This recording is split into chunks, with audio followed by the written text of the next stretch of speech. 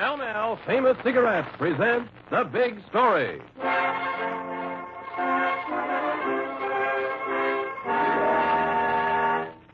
Two phone conversations took place about the same time. One between a man named Tom Cooey and his wife. Don't talk like that, Tom. Don't. I can't help it, Celia. If he goes on like this, I swear I'll kill him. Ed Rumley's a crump. Tom, promise me you won't do anything. Some partner. Lazy, lies to me, never does any work, blames me. I swear one more stunt like that one in Galveston, and I swear I'll kill him. The other was between the first man's partner, Ed Rumley, and his brother. In Galveston, he pockets $50. I know it for a fact, Jack. $50. Then he tells me he took in 25 and splits that with me. Look, Ed, talk to him. He's your partner. Yeah, my partner. Some swindler. But I'll tell you one thing, Jack. One more deal like that, just one. And Tom Cooey's gonna be a dead man.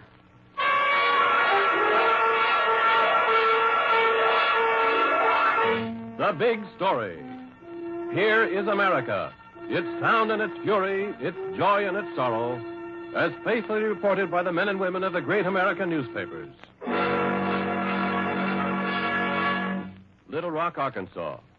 From the pages of the Arkansas Gazette, the story of a puzzle whose pieces would not match until a reporter put them together. Then they spelled murder. To Joseph Wirges of the Little Rock, Arkansas Gazette, for his brilliant work in this jigsaw of crime, goes the Pall Mall Award for The Big Story.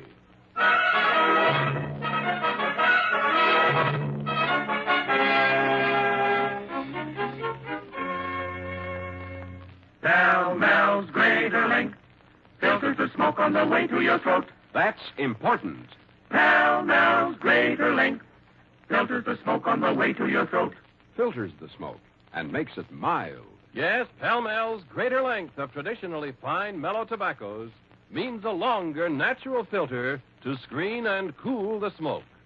Thus, Pall Mall gives you a smoothness, mildness, and satisfaction no other cigarette offers you. Pall Mall Famous Cigarettes.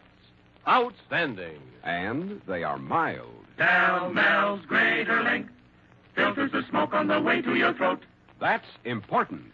Pall Mall's greater length filters the smoke on the way to your throat. Filters the smoke and makes it mild. If you really want to enjoy smoking, ask for the longer, finer cigarette in the distinguished red package. Pall Mall.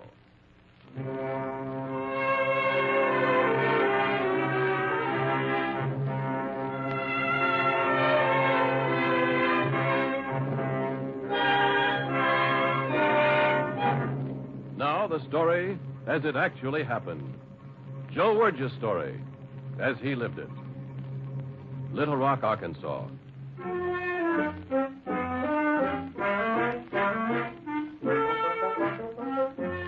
All your life, you, Joe Wirges of the Arkansas Gazette, did one thing well. Police reporting. You did it so well, there wasn't a crime committed in Little Rock in the last 31 years, in most of Arkansas for that matter, that you weren't connected with.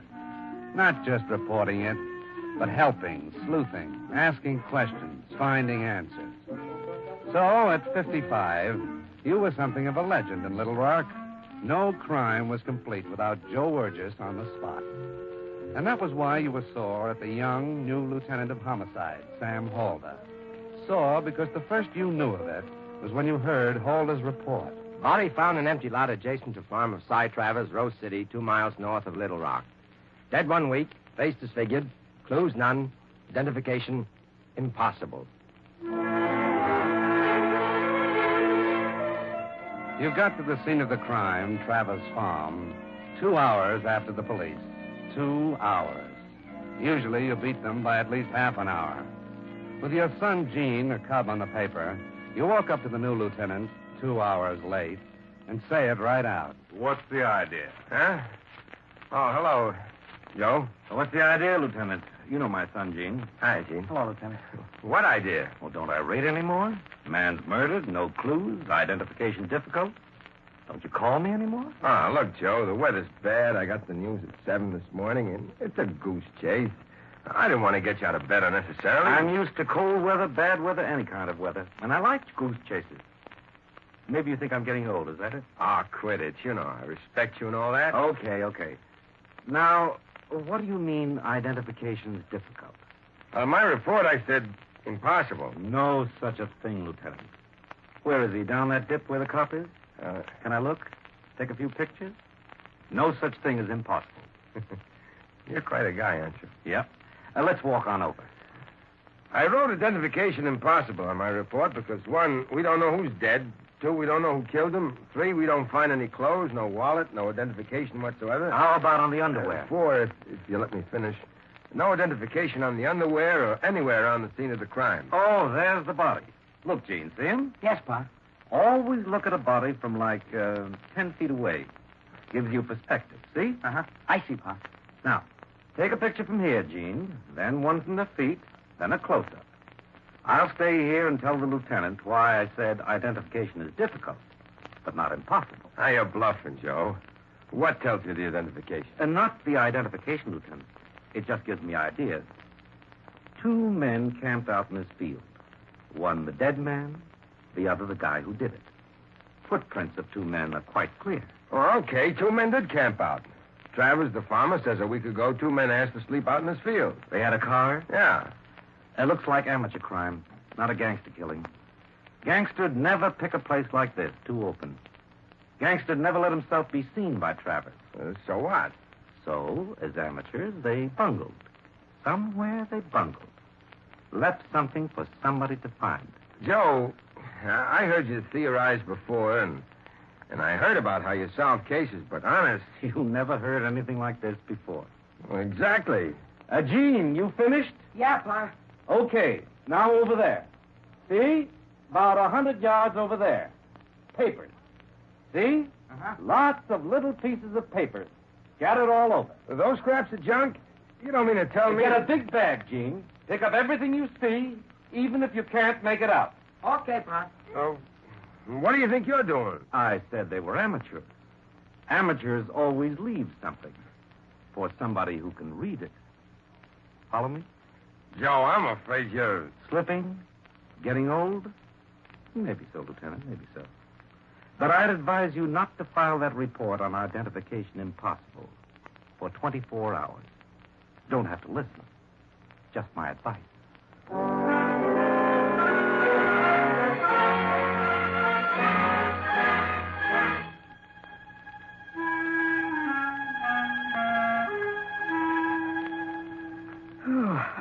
Oh, Pa, I'm tired.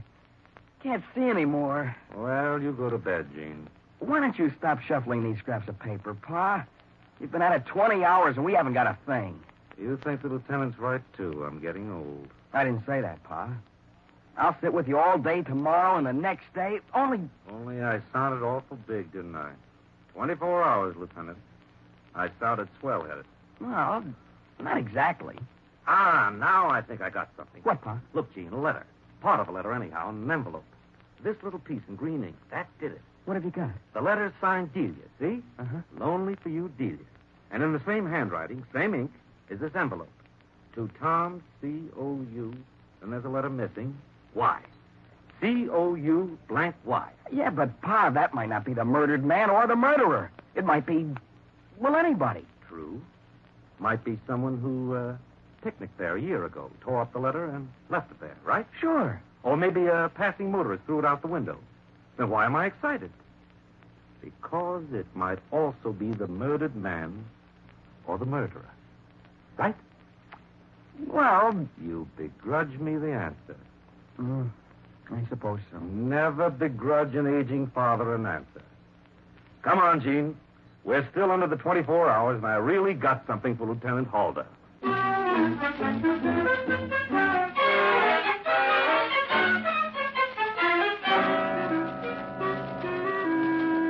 So, his name is C-O-U blank Y. Cooley, something like that.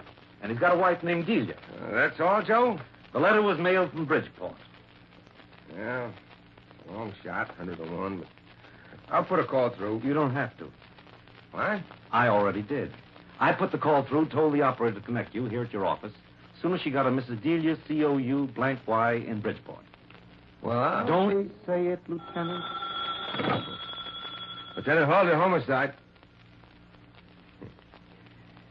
For you. Thank you. Hello? Hello. This is Mrs. Delia Cooey. Oh, hello, Mrs. Cooey. Her name is Cooey. Who is this? Mrs. Cooey, my name is Joe Wirges from Little Rock, Arkansas. Nothing to be alarmed at. Just, your husband's name is Tom. Is that right? That's right. Have you heard from him? No, ma'am. Just a routine newspaper check. Oh. Have you heard from him? No, I thought it was him calling. See, it's been a long time, over 10 days, and he always writes or phones me. Has something happened? No, Mrs. Cooey, it's nothing definite. Just, we may have some information for you. If we do, we'll get in touch with you. Mrs. Cooey, how old is your husband? He's 32. Something is the matter. As I said, if anything comes up, we'll call you back. Don't worry. Why didn't you tell her, Joe? Tell her what, Lieutenant? Tell her to come down and identify the body. Well, it's her husband we found in the field. Oh, now you know it as well as I. Might be, but then again, it might not. What are you talking about now? Did you take a good look at that body? I spent a day going over that body. Did you see his teeth? I saw his teeth. Are those the teeth of a man 32? A false upper plate? Well, it's happened before. Did you look at his feet? Bunions on his feet. Huh? Are those the feet of a man of 32? That man was 50 at least. Well, just because a guy has a plate in his mouth and bunions well, maybe he's a 32-year-old mail carrier. It's possible. But I say our man's 55 V's a day. All right, I've said my piece. What are you going to do? File the death certificate in the name of Tom Cooey. What are you going to do? First, give you some free advice. Don't. And second, I'm going back and finish that jigsaw puzzle I've been working on with Jean. There's still a few pieces of paper have me worried.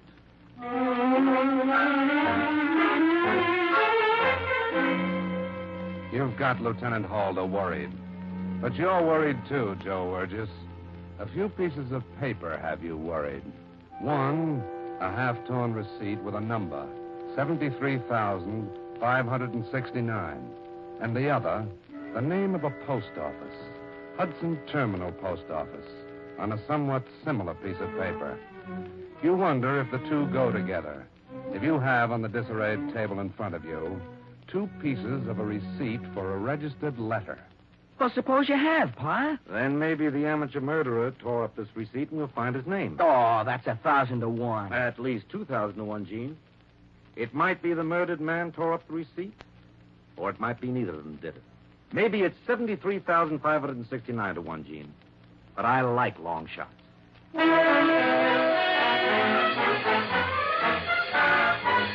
You play the long shot. A phone call to a friend in the post office at Hudson Terminal.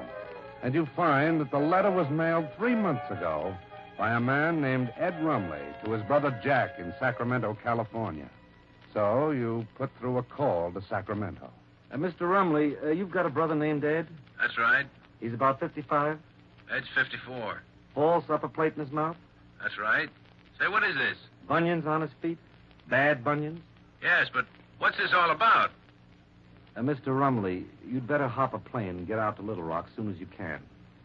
I'm afraid your brother's been murdered.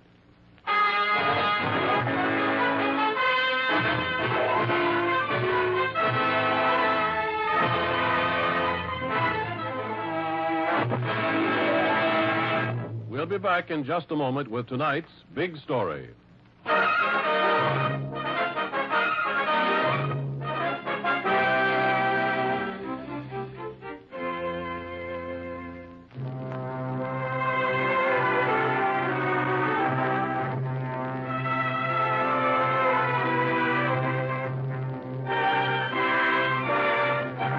This is Cy Harris, returning it to your narrator and the big story of Joe Wirges, as he lived it and wrote it.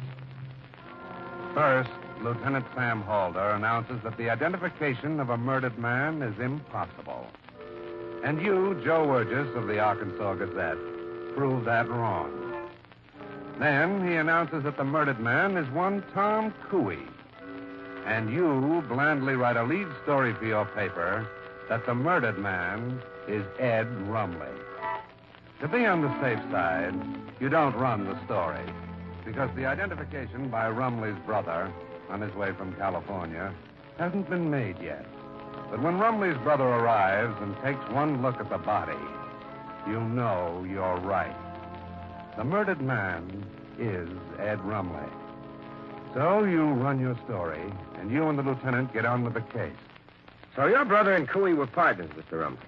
That's right, Lieutenant. And he and Cooey didn't get along. They hated each other. Yes, that's true. They were partners in business, sold auto polish together, and they weren't doing well. They fought a lot. Now, was it a surprise to you your brother was killed? I knew they had trouble, but I never thought it had come to this. You think Cooey did it? I don't know. Why don't we let the man go to his hotel, Lieutenant? Huh? He's had a great shock, his brother's death and all that. Oh. Yeah. Sorry, Mr. Rumley. That's all right. Thank you. Thank you. Now, Joe, I think we sent out a dragnet for a man named Cooey. Tom, Couey. Right? Right.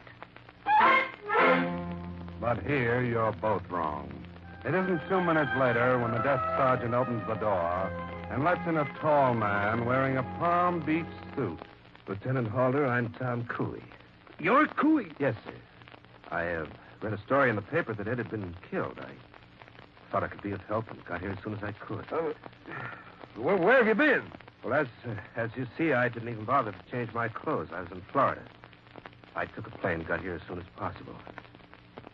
Ed was a good friend. Lieutenant, Gene's outside. You mind if I get him? No, go ahead, Joe. Do anything you like. Sit down, Mr. Cooey. Any way I can help, Lieutenant? Well, just tell me. You and Rumley were partners?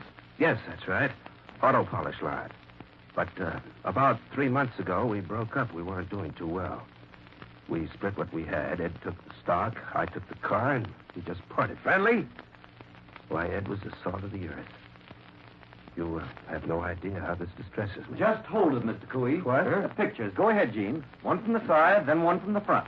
Well, what are you shooting pictures for now, Joe? Just routine. Okay. Now, you were friends with Rumley. Were you ever in this territory? Oh, yes. Were you ever in Little Rock, Mr. Cooey? Recently, no. About 6 years ago, I was. But not recently? No. Ever in Knoxville? A year ago for pleasure, but not recently. When did you last see Rumley? Well, let me see now. Must be 4 months ago. And where did you see him last? Richmond. We split up in Richmond, as I said. He took the stock, the polish, and I took the car, and that was the last time I saw him, poor fellow. Huh? Well, thanks for coming in, Mr. Cooey. Lieutenant, can I say a word? You don't have to whisper, Joe. You aren't going to let him go, are you? Huh? Maybe Travers ought to see him, the farmer. One of them asked Travers for permission to camp on his farm. Remember? Yeah, I remember. Okay. Mr. Cooey, I'll have to keep you for, a few hours. Make it 24, Lieutenant. Why? Just to be on the safe side. Trust me. Just a few hours, Mr. Cooey. Just routine. Mr.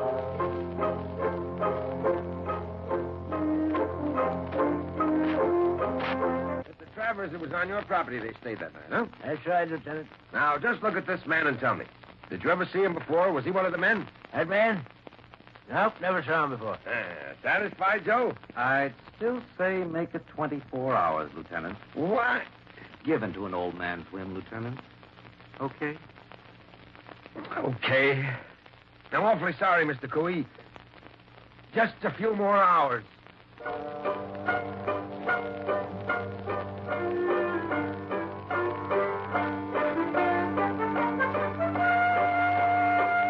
Where's Dean Wirges? Dean, where are you? Here I am, Lieutenant. Now, where's Joe? Where's your father? Gee, I don't know, Lieutenant, but he said he'd be here. Well, I've been waiting half the day for him. He said he'd be here at 6. Now, I'm going to let Cooey go. He said please to wait. 24 hours, he said, Lieutenant. 24 hours? What for? The man's innocent. Why am I holding him? Suspicion of murder? I've got no suspicion of murder. What's your old man doing anyway? I don't know, Lieutenant, but he said please to wait. Well, it's 7. He's got until 8 o'clock, not a minute more. Tell him that. I don't know where to find him. 8 o'clock. I don't care.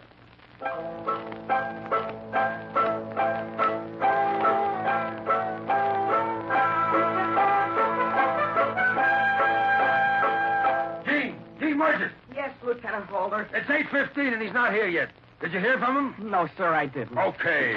Bring Cooey in, Sergeant. I'm releasing him. Don't be so hasty, Lieutenant. What, Pa? Did you find anything? I think it's a fine idea to bring Cooey in, but I don't think you ought to release him. Well, what did you find? Well, what have you got? Well, tell me. You ought to develop patience, Lieutenant. Gene, patience is an asset in the old as well as in the young. You wanted to see me, Lieutenant Holder? Yes, Mr. Cooey, I did. Well, go ahead, Joe. Mr. Cooley, sit down in that chair. You'll be more comfortable than standing. Lieutenant? Yeah, go ahead. Sit down. Go ahead, Joe. I have a document here, Mr. Cooley. Just a second. That says... No, this is the letter I forgot to mail for my wife. Ah, here it is. A letter from your wife, Mr. Cooley, from Delia. From Delia? Oh, don't be alarmed. Perfectly harmless letter. Miss you, love you, write more often. But that's not what I'm after. It's the envelope I call to your attention. Well, what about it? The postmarks. Plural. Postmarks. This was sent to you in Knoxville, then forwarded to you in Little Rock. Note it bears 3 postmarks. Bridgeport, where she mailed it from, Knoxville, and Little Rock. So what, Joe? Suggesting that Mr. Cooey was at one time in Knoxville and later in Little Rock. 2 facts which, if I remember correctly, he denied. Were you? Yes, I guess I was. Now, with that much cleared, we ask this question. Mr. Cooey, were you ever in Rose City? Rose City, to refresh your memory, was the place where Ed Rumley met his death, on the farm of a man named Travers, in Rose City. Ever there? No, never. Good. You also told us you never sold automobile polish in Knoxville or Little Rock or Rose City in the company of Ed Rumley. Yes, that's true. I was in Knoxville and Little Rock, but not with Rumley. We broke up in Richmond 4 months ago. I told you that. Oh, yes, so you did. But if it should be established that you did sell the polish in all those cities with Rumley within the past month, you might look like a liar. I said I never did, and that's all I've got to say. And here in my pocket I have... No, that's my telephone bill. Here I have 7 depositions from auto store owners in Little Rock and Rose City, swearing that you and Ed Rumley together sold them polish within the past month. Well, how could they swear that when I never... You recall my son took your picture? Well, armed with that picture and a photo of Mr. Rumley before you murdered him... I never did anything... With these photos, I say, I went to the auto stores and asked if they saw you. And these depositions say they did. 7, Lieutenant Halder. 7. Fairly conclusive. All right, Cooey, let's have the truth. It's about time. Okay. Okay, we sold the polish together, but that's all. I left town 2 weeks ago and never saw Rumley again. Another lie. One of the depositions says you sold polish together the day of the murder 1 week ago. You hated him and he hated you. Rumley's brother says that, and so does your wife. As a matter of fact, you gentlemen both threatened to kill each other. Come on now, Cooey, start talking. Okay. We were in the field together. We camped out in Travis Field. We were broke. That's why we camped out. Rumley threatened me. We were about to go to sleep that night when he threatened me. I had to do it. He would have killed me. He had a club. Maybe it was the car jack. I don't know. And he tried to kill me. I took it away from him. It was self-defense. I didn't even think of what I was doing. Oh, how the man lies. Gene, note how criminals lie. First, it was premeditated. You removed not only his clothes, but also the label from the underwear. You were careful to leave his body face down in the water, hoping it would leave him unrecognized. And do you know how I know that? Oh. It was not a hot night. The Weather Bureau, with whom I have just checked, tells me the night in question was a very cold night. You slept with your clothes on, and when the deed was done, you removed his clothes, you dragged the body 200 yards to the gully, and left it there. Do you want me to prove each of these points? Or will you sign the full confession I prepared for you? Well? I think Mr. Cooey needs a fountain pen, Lieutenant. You know he lost his in Travis Field. I found it if you want it, Mr. Cooey, but I don't think you'll have much use for it where you're going. Do you, Lieutenant? Well, Gene, we better get along. It's after 9 o'clock. I'd better get to bed. You know, I can't take these late hours anymore. I'm not as young as I used to be.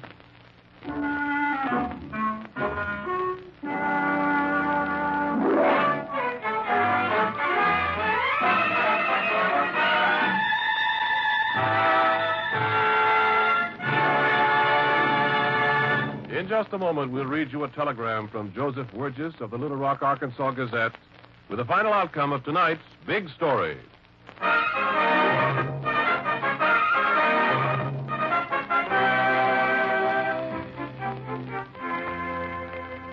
Pell-Mel's greater length filters the smoke on the way to your throat. That's important. Pell-Mel's greater length filters the smoke on the way to your throat. Filters the smoke and makes it mild. Pell-Mel's greater length of traditionally fine, mellow tobaccos filters the smoke on the way to your throat. Thus, Pell-Mel gives you a smoothness, mildness, and satisfaction no other cigarette offers you. Yes, Pell-Mel's are good. Good to look at, good to feel, good to taste, and good to smoke. So if you really want to enjoy smoking, ask for the longer, finer cigarette in the distinguished red package. Pell-Mel Famous Cigarettes. Outstanding. And they are mild.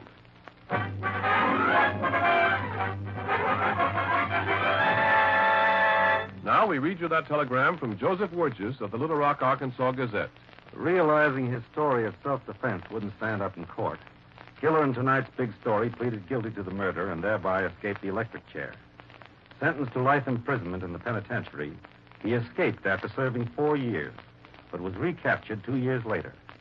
My sincere appreciation for tonight's Pell-Mel Award. Thank you, Mr. Wirges.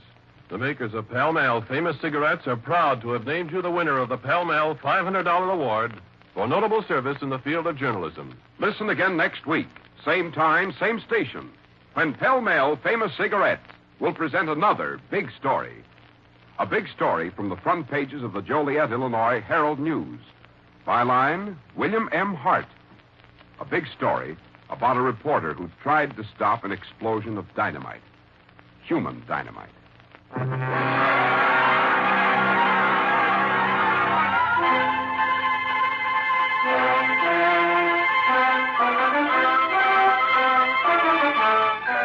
The Big Story is produced by Bernard J. Proctor with music by Vladimir Zelinsky. Tonight's program was written by Arnold Pearl. Your narrator was Bob Sloan, and Martin Wolfson played the part of Mr. Wirges. In order to protect the names of people actually involved in tonight's authentic Big Story, the names of all characters in the dramatization were changed, with the exception of the reporter, Mr. Wirges.